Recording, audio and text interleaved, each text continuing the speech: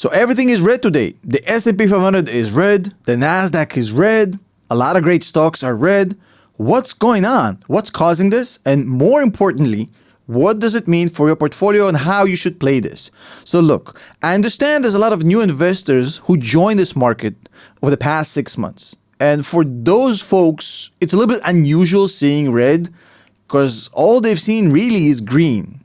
But for those folks, let me just explain. What you've seen, what you've experienced for the past 6 months is abnormal.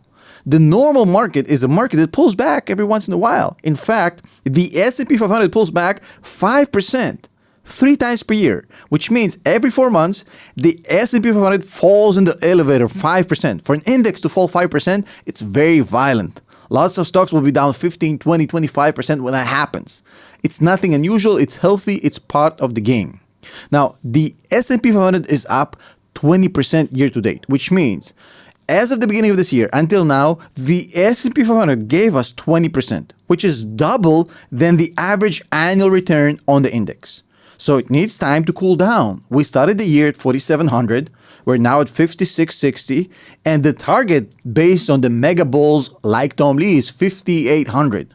So we have another 135 points to go, and we have another 4.5 months to go. It needs to come down. It needs to cool down. It's part of the process. It's nothing unusual. It's not even bad. Now, obviously, there's a lot of contributing factors, except that that's not the only thing that happens. A lot of stocks are down today because Donald Trump said he's going to put tariffs on the semiconductors in China. Now, a lot of stocks, for example, ASML, which is one of the best companies in the world, who just smashed earnings and has some of the best fundamentals in the market, is down 8 to 9%, at least as of the making of this video, because of the Donald Trump comments. The entire semiconductor industry sector, whatever you want to call it, is down today because Donald Trump said he's going to get violent on China and bring a lot of this manufacturing back home. That is why a stock like Intel, who hasn't seen a green day in 57 years, is green today. For the same reason, they have manufacturing facilities in the US, domestics. Now, it's not a big deal. I'm going to say it right away. It's not a big deal. Is this the right time to panic? No. What does this mean to your portfolio? This means that right now, you're having a lot of discounts, a lot of discounted pockets in this market to pick from.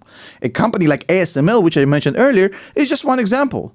Of course, I'm not telling you to buy or sell it. I'm just telling you, look at this company. It's probably one of the best companies in the world. It almost is a monopoly in the lithography machines. It is always trading at a massive premium. It's very hard to buy because everybody understands how good of a company that is. They just smashed earnings.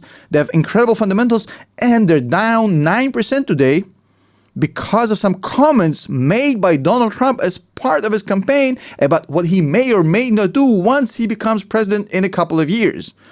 That's a discount. That's an opportunity to get some DCA and to add some stocks to your portfolios that are usually too expensive at a lower price. Now, I'm not saying that ASML is that stock you should buy. It's not the only one. The entire semiconductor industry right now is on a discount, but there's others. A time like this, when the market is red, is a time to pick up opportunities. I've talked about it yesterday.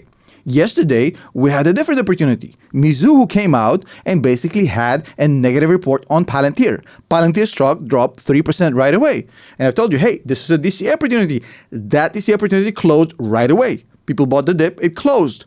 It's the same thing. You have to identify where the pockets of discounts are in the market, where the great stocks are, and not panic every time you see red. That's the whole thing. On top of it, how can you be bearish about this market when this morning Jim Cramer literally came out and said, look, I'm taking the opposite position of Tom Lee. I'm going to say that small caps are bad. You should stay away from small caps. Now, that gets a lot of headlines, but to be honest, it's one of the most bullish things that can happen to small caps. Now, jokes aside, look, we have 4.5 months left to this year. There's 3 rates coming in 2024. September, November, December, you can write it down. Now, rate cuts benefit every company. When the money is cheaper, when the money is plentiful, every single company does better. It's a fact. However, the small caps do much, much better and much, much worse based on what is the monetary policy of the central bank. When the Federal Reserve decided to increase rates and cause a more restrictive monetary policy, the small caps suffered the most. And right now, we have the absolute opposite. Right now, that pivot from restrictive monetary policy to an alleviated monetary policy, that rate reduction is going to impact every stock, but it's going to impact the small caps a lot better than it will the big caps. It's just a fact. Small caps need access to capital. They need money that they have to borrow. And when money is expensive, they suffer more. But when money is cheaper, they do better. It's just a fact. In fact, it is shown in this study by the University of Chicago, which has one of the best economics and business schools in the world, showing you how stocks react to the first pivot by the Fed after higher interest rates.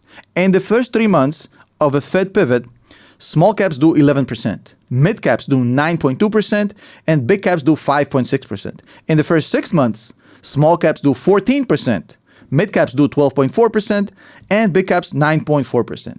And after 1 year, small caps do 26.6%, mid caps 22.4%, and big caps 15.6%. So 2 things we know here. Number 1, Tom Lee was right. When Tom Lee said a couple days ago, hey, small caps will do 30% this year, this was based on science, on historical statistical data. The man knows his stuff. 26.6%. That's the average of what small caps do after the Fed pivots. And we haven't even started that rotation.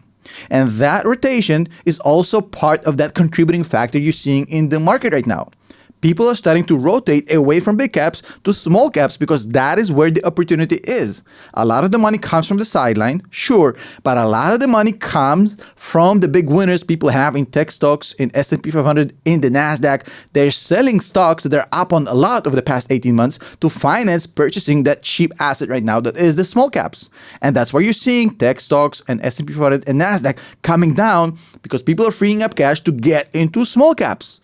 It's normal. In fact, it's good for you because as the rally broadens from the mega caps, from the Mag 7 to the entire market, it means the bull run is going to be longer. The longevity of a good bull run depends on the ability of the market to broaden the run. If this doesn't happen, if the entire market doesn't start to participate and it's just the Mag 7 pulling it forward, it's going to be a very short-lived rally. So it's good for you to have that little pullback so that the small caps can get back in the game. Now, this correction is healthy. This correction is good. Is this the end of the bull run of 2024? Hell to the no. At least 200 stocks that I've checked today out of the entire S&P 500 are in the green today. Nothing bad is going on. We have Trump overreaction that's leading to stocks, great stocks like ASML be down 8 to 9%. A lot of stocks today offer you a great DCA opportunity. Don't be somebody who cries about not getting the stock in a cheap enough price, and when you have it, you pass it up because the sentiment has gotten to you. Now, that doesn't mean you have to go right now and buy every single stock under the sun. Look, I want you to listen to me very carefully here. Over the past 12 months, there's a lot of new investors who joined this market. And I love that. But you have to understand, for the professionals, for the sharks, for the Wall Street folks, this is fresh meat in prison. This is pigs being led to the slaughterhouse. They see this as advantage opportunity. They see this as somebody that needs to be taken away from their money. They look at all these new investors who don't fully understand the market and they go like this. They're evil and they have no conscience. And they want nothing that benefits you. They are money worshippers. And all they want is to take money away from hardworking people that have just joined the market and don't fully understand what's going on. Now, since I don't want this to happen to my audience, and I understand a lot of new investors watch my channel, I'm going to explain exactly how to avoid this. Please listen carefully. Number 1, you have to understand. You haven't really seen a pullback yet. This is nothing. In fact, this is not even a blip on the radar. You haven't lived through 2008. You haven't lived through 1999. In 2008, I was already working in the financial industry. You haven't even seen 2022 of how bad it was. Markets can become very violent. Most of these fresh meat, that's how they're being called by the Wall Street sharks, what they do is because they think stocks can only go up, they buy very hypey stocks at the top and they go all in because they fear of missing out, the FOMO. And they buy the top, they buy all in because they know, oh my God, it's going to double. And then what happens when the market pulls back? The same people have an emotion reaction of panic. They're seeing their money goes to 50%, 40%, 30%, and they panic, they sell out. Same sharks buy it cents on the dollar. Rinse and repeat, wax on, wax off every 10 years. It's the same freaking game. Now, I don't want this to happen to you. So listen, look, number one, I believe it's never a bad time to invest. It's always a good time to invest. Always. Depending on two things. Only if you do these two things. Number one, if you pick good companies, if you pick good businesses, if you do your due diligence, if you actually pick companies that have great fundamentals and who will be dominant in the next 10 years, then investing in those companies is always a good idea, no matter how good or bad the market is. Number two, only if you dollar cost average. Going all in on the stock, no matter how good the company is never a good idea. Stocks are volatile. The market is volatile. Good investors, smart investors, long-term investors, they dollar cost average over 3, 5, 10 years, buying little pieces of this every single week, every single month, and buying a little bit more when the stock drops, a little bit less when the stock goes up, so that they create a weighted average that's very close to the bottom of the stock after 5 years without timing the market even once. We have members in our community who have ridiculously low stock cost bases on Tesla, on Palantir, on a lot of these hype stocks, without timing the market even once, because they've been patient, and over the past 5 years, they just dollar cost averages into great stocks. So if you pick good companies, if you understand how to do that, and if you understand how to dollar cost average smart by creating a weighted average closer to the bottom, you will be fine no matter in which market you invest. Now, if you want to get better at this, you can do it for free. You can join my community, discord.gg/Tom Nash. It is free to join. It's a resource you can use for free. We have 13,000 members, a lot of mentors, a lot of smart people who will prevent you from making the initial mistakes. It's some of the best, smartest people in the world, and I absolutely recommend this community. It's free. If you want to take the next step, you can join our academy. We don't have a massive academy. I like to keep it small. It's a small community. We meet once per week, and I give people lessons about how to dollar cost average, how to run their own DCF modeling, how to price value, how to do intrinsic valuations, how to do every sort of modeling, due diligence on stocks, how to pick great companies. Now, on top of it, if you want a tool that will allow you to do that on a daily basis with your stocks, I've built Stock MVP, stock-mvp.com. It's a platform I've built for retail everyday investors like me. Now, the reason I built this is because I wanted to make an accessible tool that has everything you need for a fraction of the price of the professional stuff. Now, usually retail investors, they don't have access to this, and I wanted to make it accessible. So it's $20 per month. It's not outrageous. And on top of it, if you actually use it for 7 days and don't like it, we're not going to charge you a single dollar. So try it out for 6 days, see if it's the real deal. And if you like it, stay. If not, you can cancel. We're not going to charge you a single dollar. It's a platform I'm very passionate about. It's a passion project of mine and my partner, Pete. We've built this platform for you guys. Try it out, stock-mvp.com. I couldn't be more proud of this community, of Stock MVP. Thank you so much. Be careful out there. I'll see you next one.